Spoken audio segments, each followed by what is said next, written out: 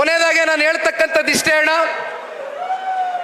ಬಹಳ ಜನ ಈ ಪಕ್ಷದಲ್ಲಿ ರಾಜಕೀಯವಾಗಿ ಬೆಳೆಸಿದ್ದೀರಿ, ಗುರುತಿಸಿದ್ದೀರಿ, ದೊಡ್ಡ ದೊಡ್ಡ ಪದವಿಗಳನ್ನ ಅಲಂಕರಿಸ್ತಕ್ಕಂಥದಕ್ಕೆ ನಿಮ್ಮೆಲ್ಲರ ಹೋರಾಟ, ನಿಮ್ಮೆಲ್ಲರ ಪ್ರಯತ್ನದಿಂದ ಹೋಗಿ ತಲುಪಿಸಿ ಕೂರಿಸಿದ್ದೀರಿ. ನೀವು ಇಲ್ಲಿಯವರೆಗೂ ಜನತಾದಳ ಪಕ್ಷ ಇರಲಿ ಅಥವಾ ದೇವೇಗೌಡರು ಸಾಹೇಬರು, ಕುಮಾರಣ್ಣ ಅವರ ರಾಜಕೀಯದ ಕೆಲವೊಂದಷ್ಟು ಲೆಕ್ಕಾಚಾರಗಳನ್ನ ನೀವು ನೋಡಬೇಕಾಗ್ತದೆ. ಯಾವತ್ತಿಗೂ ಕೂಡ ಪ್ರಾದೇಶಿಕ ಸಮಾನತೆ ಮತ್ತೆ ಸಾಮಾಜಿಕ ನ್ಯಾಯವನ್ನ ಮುಂದಿಟ್ಕೊಂಡು ಜನತಾದಳ ಪಕ್ಷ ರಾಜಕೀಯವನ್ನ ಮಾಡ್ಕೊಂಬಂದಿದೆ. ಬಹಳ ಜನ ಬೇರೆ ಬೇರೆ ಸಮಾಜದ ನಾಯಕರುಗಳನ್ನ ಗುರುತಿಸಿ ಅಲ್ಪಸಂಖ್ಯಾತರಿಗೆ ರಾಜ್ಯಾಧ್ಯಕ್ಷರು ಮಾಡಿದೆ ಪಕ್ಷ. ಒಬ್ರು ಗೊಲ್ಲರ ಸಮುದಾಯಕ್ಕೆ ಸೇರಿರ್ತಕ್ಕಂಥವ್ರನ್ನ, ಯಾವ್ದಾದ್ರು ಕಮ್ಯುನಿಟಿಗೆ ಸೇರಿರ್ತಕ್ಕಂಥವ್ರನ್ನ ರಾಜ್ಯಾಧ್ಯಕ್ಷರು ಮಾಡಿದೆ. ಹಿಂದುಳಿರ್ತಕ್ಕಂಥ ವರ್ಗಕ್ಕೆ ಸೇರಿರ್ತಕ್ಕಂಥವ್ರನ್ನ ರಾಜ್ಯಾಧ್ಯಕ್ಷರು ಮಾಡಿದೆ. ಹಾಗಾಗಿ ಒಂದು ನಾವು ನೀವೆಲ್ಲರೂ ಅರ್ಥ ಮಾಡ್ಕೋಬೇಕಾಗಿರೋದು, ಬಹಳ ಜನ ವಿರೋಧ ಪಕ್ಷಗಳು ನಾನಾ ರೀತಿ ಬಿಂಬಿಸ್ಬೋದು, ಇದು ಕೇವಲ ಒಂದು ಸಮುದಾಯಕ್ಕೆ ಸೀಮಿತವಾಗಿರ್ತಕ್ಕಂಥ ಪಕ್ಷ ಅಂತ.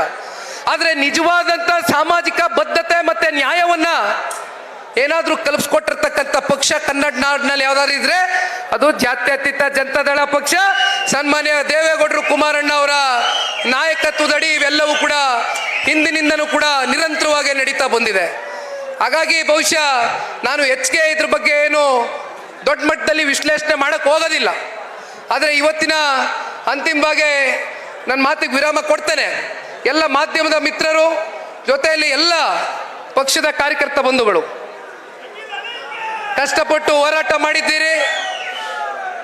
ಬಹುಶಃ 5-10 ದಿನಗಳಲ್ಲಿ ಹರೀಶ್ ರವರು ಬಹಳ ಕಷ್ಟ ಬಿದ್ದಿದ್ದಾರೆ, ಮಹೇಶ್ ಅಣ್ಣವರು ಬಹಳ ಕಷ್ಟ ಬಿದ್ದಿದ್ದಾರೆ. 5-10 ದಿನದಲ್ಲಿ ಕೂತ್ಕೊಂಡು ನೀವು ಇಷ್ಟು ದೊಡ್ಡ ಮಟ್ಟದಲ್ಲಿ, ಇಷ್ಟು ಬೃಹತ್ ಸಂಖ್ಯೆಯಲ್ಲಿ ಇವತ್ತು ಜನಸಾಗರ ಸನ್ಮಾನ್ಯ ಕುಮಾರಣ್ಣ ಅವ್ರಿಗೆ ಕಾಣ್ತಕ್ಕಂಥದ್ದಕ್ಕೆ ಇಲ್ಲಿವರೆಗೂ ಕರೆ ತಂದಿದ್ದೀರಾ ಅಂದರೆ ಅದಕ್ಕೆ ಮುಖ್ಯವಾದಂಥ ಪಾತ್ರವನ್ನು ವಹಿಸಿರ್ತಕ್ಕಂಥ ಎಲ್ಲ ಚಾಮುಂಡೇಶ್ವರಿ ಕ್ಷೇತ್ರದ ಕಾರ್ಯಕರ್ತ ಬಂಧುಗಳಿಗೆ ನಿಮ್ಮೆಲ್ಲರಿಗೂ ಕೂಡ ಕೋಟಿ ಕೋಟಿ ಪ್ರಣಾಮಗಳನ್ನ ಸಲ್ಲಿಸುತ್ತಾ, ಸನ್ಮಾನ್ಯ ಕುಮಾರಣ್ಣ ಅವರು ಮುಂದಿನ ಈ ಸಭೆಯ ಮಾತುಗಳನ್ನ ಆಡಬೇಕು ಅಂತಕ್ಕಂಥದ್ದು ಈ ಸಂದರ್ಭದಲ್ಲಿ ಕಳ್ಕಳಿಯಾಗಿ ಮನವಿಯನ್ನ ಮಾಡ್ತಾ ನನ್ನ ಮಾತಿಗೆ ವಿರಾಮವನ್ನು ಕೊಡ್ತೇನೆ.